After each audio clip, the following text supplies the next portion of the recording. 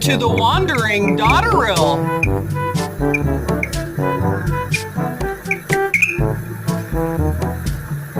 Ready, go!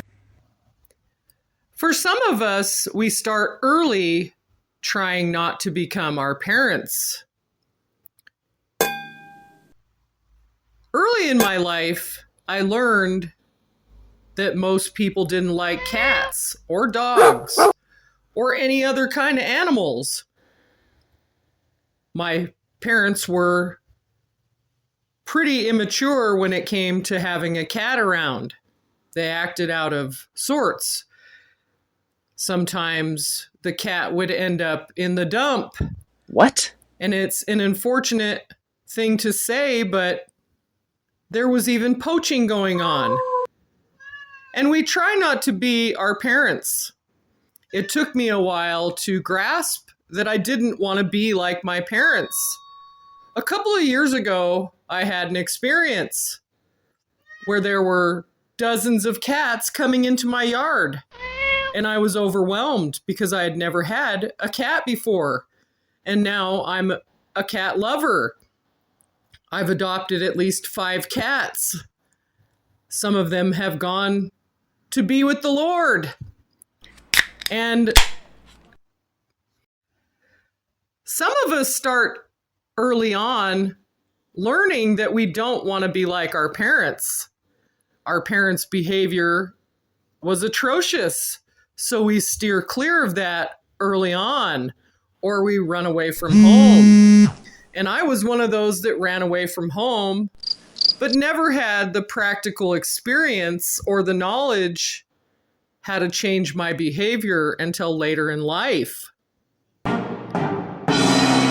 When we had our first yard, we ended up with 12 dogs. This would have been a huge no-no in my family. My parents hated animals. We weren't allowed to have a dog or a cat or a horse or a pig or a sheep. We weren't allowed to have a caterpillar. But as time went on, I learned that I had been taught that the dislike of animals was quite scary. It was obtrusive to my life. A few years ago, I had an experience with cats. The cats started coming. There were dozens of cats in my yard, and I had to call the local authorities for help because there were cats of all sizes, of all ages. Some of them were kind of scary looking, but they were trying to tell me something.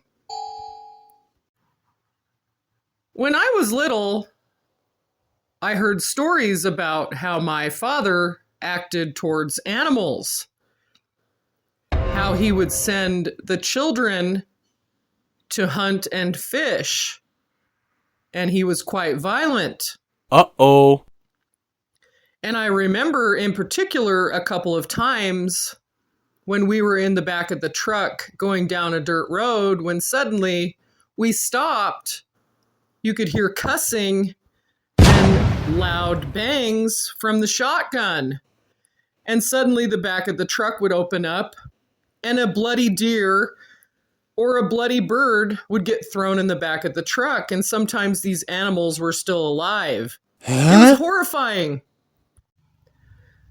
Being the baby of the family, raised by older parents who went through a lot, through the Great Depression, through the new wave drug age, and a lot of alcohol, a lot of smoking, a lot of drinking, I learned a lot.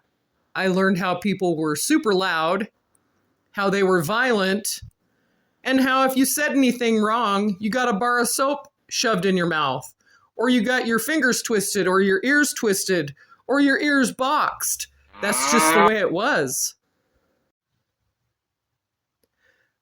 I'm not saying that physical violence on children is okay whatsoever. In fact, the way my parents acted when I was growing up caused me to react in a poor way. I was withdrawn. I was quiet. They thought I was weird. And that made me even more timid and shy around other people. But it didn't stomp out the narcissism that I saw.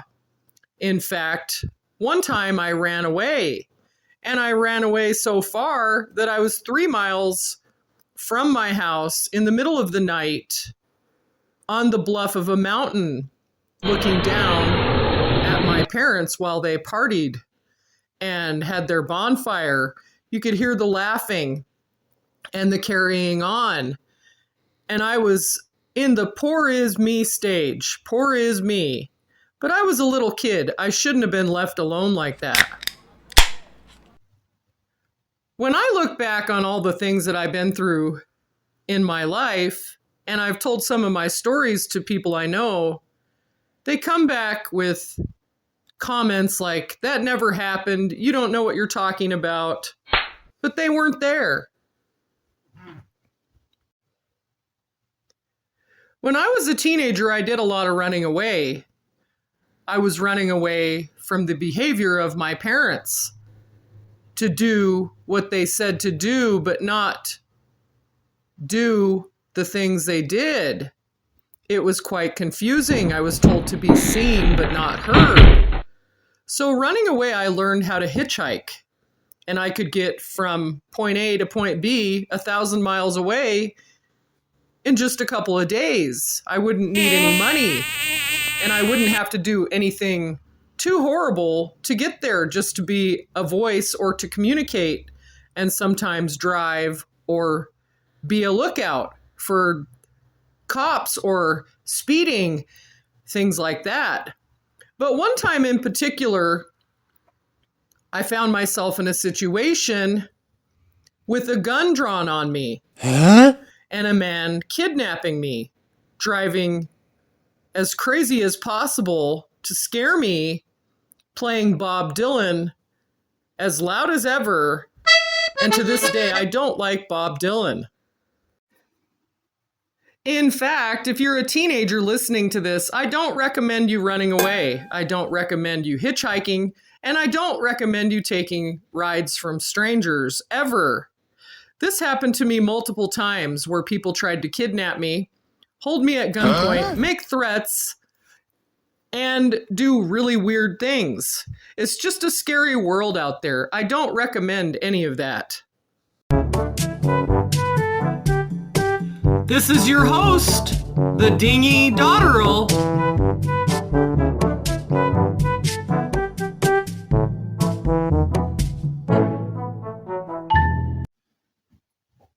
Uh-oh. When I was a kid, my parents wonder why.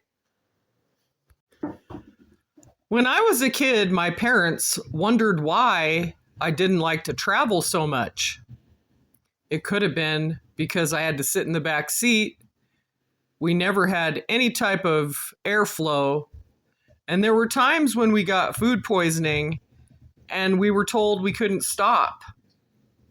This one in particular time, we were in the middle of Texas in the dry desert in the middle of summer, and we're in a compact car. And everybody got food poisoning, including me. It started with me, and it ended with me. I'm just a little kid, and my stepmom looks back, and I have this fountain drink that was a dark soda. And I smelled it, and the only place I could throw up was in the cup. Uh-oh. And then she started to get sick. And then my dad started to get sick. So every 15 minutes or so, we had to pull over to the side of the road and vomit and have diarrhea. And we were in the middle of a busy freeway. There were cars driving by. And here's 3 people, 2 grown adults and a kid on the side of the road with their pants pulled down with terrible diarrhea and vomiting. Another time, we were in the mountains. I was in the mountains with my stepfather and my mother, and we were quite far from home, and everybody was drinking, and it was dirt roads and fishing spots, and everybody was quite worn out.